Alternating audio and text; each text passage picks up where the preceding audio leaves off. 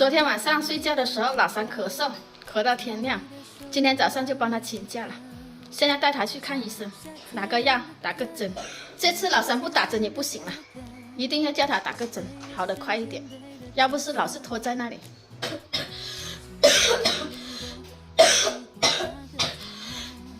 老三那种咳嗽就是咳不出来，里面有一点痰，但是拼命的咳都咳不出来，咳的心脏都疼了都咳不出来。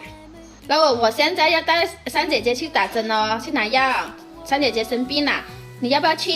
你去弟弟家还是去跟妈妈去？我跟妈妈去。好了，穿上鞋子。这两天我这里又开始热了，我今天都穿了短袖，都不觉得冷。老三，快点啦！老三这事就是慢吞吞的，扎个头发都要半个钟。看今天的天气很好，好大太阳，一点都不冷。前天买了4个萝卜，晒个萝卜干，晒2天就晒好了。今天还晒一下就可以吃了。刚晒的萝卜干特别香，好好吃，闻着就很香。你给我。快点穿鞋子啊！老三一屁股就坐在地上了。老三，你这个鞋子要洗了哇，那么黑麻麻的。哦。就不带老五一起去了，那个地方很多细菌，就把老五送到朋友家去。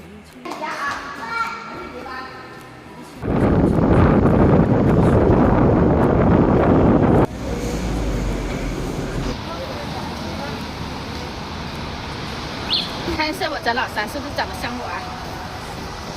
脾气就不像我，倔得很。你看，时间怎么过得那么慢？等了10多分钟，还有那么多人。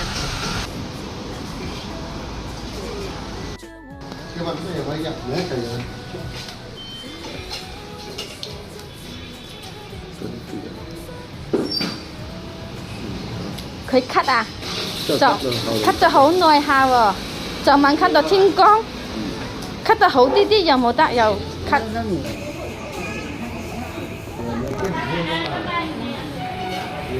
怎么样？